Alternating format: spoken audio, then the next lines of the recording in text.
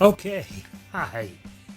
This is Philip Martin, and I'm back after a week off because I went on a plane, and the plane, well, I didn't get back. I got back in time, but I had so much to do that I didn't get time to do this. So I didn't do this last week, but I'm back this week, and we will keep doing this.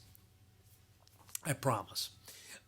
Anyway, today, actually, people of Friday, I'm back here on Tuesday, which is election day, vote day, which means you have an advantage on me because you know what has happened these last 3 days. I have no idea. Have no idea whether any of this is going to make any difference or whether it's even, what's going to be here on Friday. We don't know.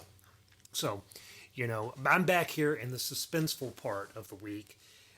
You're probably still in a suspenseful part of the week. We probably know something by Christmas. But anyway, I'm back. And I had a. I really was excited for this movie this week that was coming out, Kindred. I really wanted to see Kindred because way back in the 70s or maybe the early 80s, I had read a book by Octavia Butler called Kindred that was really good. And what I understood was this was the movie of that book. I even read that someplace, but it turns out it's not. It's a different Kindred, and it's okay. It's sort of like, it's like Get Out meets Rosemary's Baby, only it's not nearly as good as either of those movies. But it's got nice things in it. It's got Fiona Shaw, who you probably would now remember more from Killing Eve. That's what I remember her from anyway. And she's this kind of wonderful,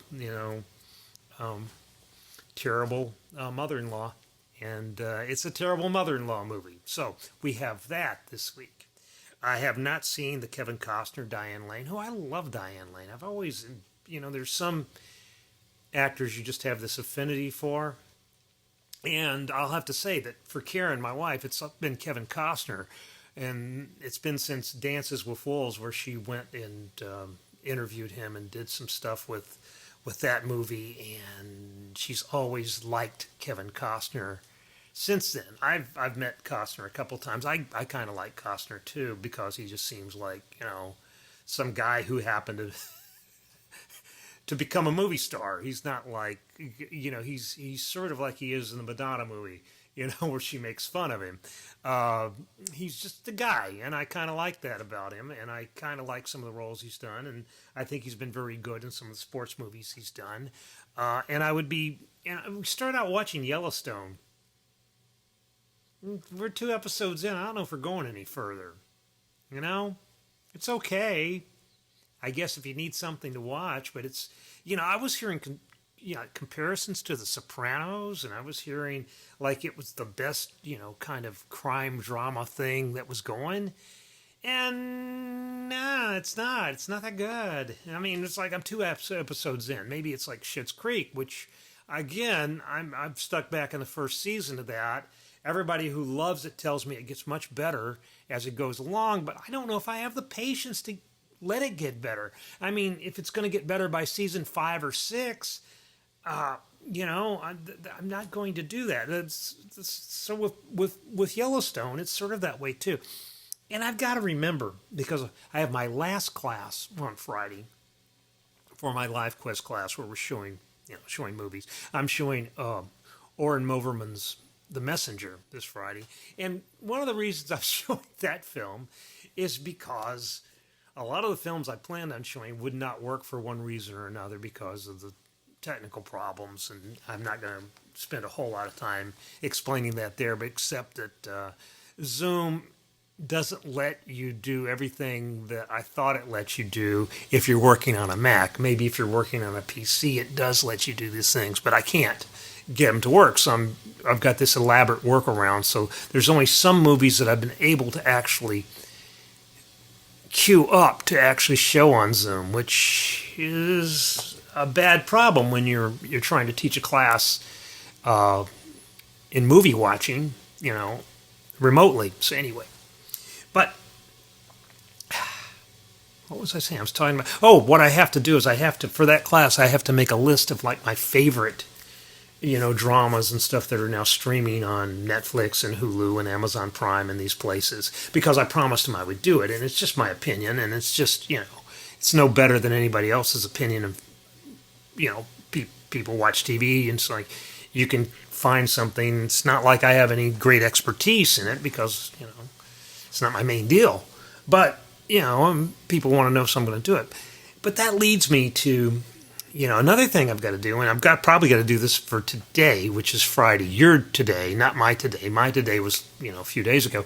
But your today, which is, I need to come up with a top 10, 15 list for 2020 because we're going to talk about it on the radio on the Buzz 103.7 FM today around 12:30. Cough.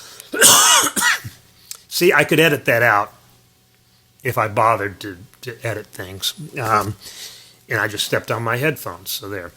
So you see, we were just having this great technical setup here, but I cough and I step on my headphones. But anyway, I've got to come up with the best. And, and Piers Marchant did that last week when I wasn't here to talk to you about it. And I think he came up with a pretty good list. And most of the stuff that's on his list, I would at least consider putting on my list. I was surprised that he didn't have the Netflix movie I'm Thinking of Ending Things on there. But when I asked him about that, he said it's because he hadn't seen it yet. So, I'm going to start with, I'm Thinking of Ending Things and Outpost, the Rod Lurie movie. But I don't really have a really easy list to come up with. 2020 has been a strange year. It's been a thin year because there just hasn't been that much coming out. And I've seen a lot of things. I'm kind of like overwhelmed with all the screening opportunities I have, which is different than most years because most years, there's one movie a week that you sort of have to pay attention to. And now I'm getting 5 a day that I could pay attention to.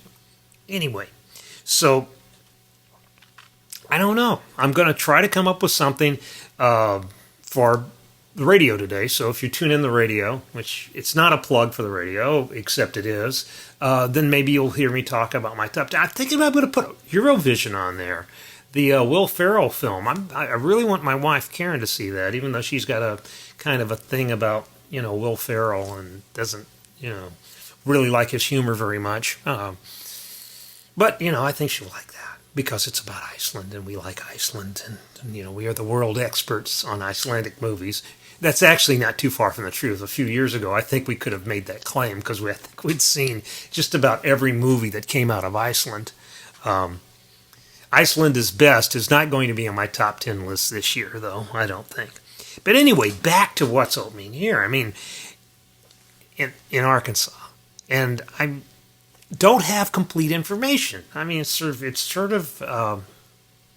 funny year because we're not getting the stuff that we normally get. We don't get the big blockbusters every week, and we don't get this thing Jungleland, boxing movie, I think, or maybe it's some sort of martial arts boxing something movie. I don't know, tough guy movie. It's apparently not opening here, though it's opening in a lot of markets around the country. We've got Let It Go. And we've got this thing called True to the Game 2, and I missed True to the Game 1. And I originally thought that was going to be a faith-based movie, I think because it's distributed by somebody called Faith. But it apparently isn't. It's an R-rated, drama, crime drama with, sex and nudity and drug content and stuff. So and Vivica Fox, and I don't know. It's like Dan Liebarger is going to report on that for us. Piers is going to report on Let Him Go, and I've got Kindred. So we've got these 3 movies that are opening in theaters. But and I don't know what's going to go on with the cable stuff. It's sort of like, is there a big cable movie this week? I don't know. I haven't figured it out yet. I'm still sorting through things. It's really sort of a strange year. But, we're going to keep doing this sort of thing. Part of me thinks it's wonderful because we really can write about whatever we want to now. because you can find it online. We're going to start doing a feature. We have this flashback feature, and I would like to encourage any of you that want to write about a movie that meant a lot to you, an old movie that's maybe on DVD or maybe isn't on DVD anymore, but it's an older movie or a movie that's been out. It's not a current movie, but it's if you've got an angle into it and you can write about how it made you feel or something that was going on in your life that it related to, then I would encourage you to go ahead and send them to me at the email address pmartin@adgnewsroom.com, and we'll take a look at them because we could use those features, and that's one of those features that I solicit from you guys. So please, if you've got some sort of movie you want to write about, that's a good way to get started. We don't pay you. No, we don't pay you. Sorry, but it's if we like it and we can use it, we will use it, and it's a good way to, communicate what you want to communicate to other people, to your kind. All right. So we got, and I've got some things planned for that because Piers wrote a bunch of reviews of these fairly recent Criterion collection DVDs that we didn't quite know what to do with because we already have the DVD column, and the DVD column does what it does. Karen writes that, and it's new releases and stuff like that.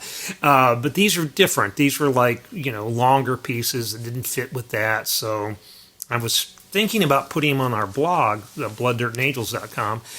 But why? Why not put it in the newspaper? So we're doing that. This week, Joe Riddle, is our resident film historian, is writing about Night of the Iguana. I've mentioned the 3 reviews. What else? I don't know yet. But we'll figure it out, and we'll fill it up. And we'll be back here in this spot next week, more prepared, less rattled, less nervous because, right now with the election going on, it sort of feels like a cross between Christmas Eve and the night before you have some sort of terrible surgery. It's dread and loathing and anticipation and excitement all mixed up in one. And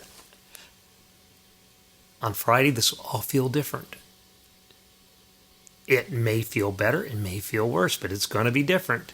And by Christmas, we'll know. We'll know by Christmas. I'm almost sure. So anyway, thanks for tuning in. Sorry the content's so bad this week, and we'll see you next week. Take care.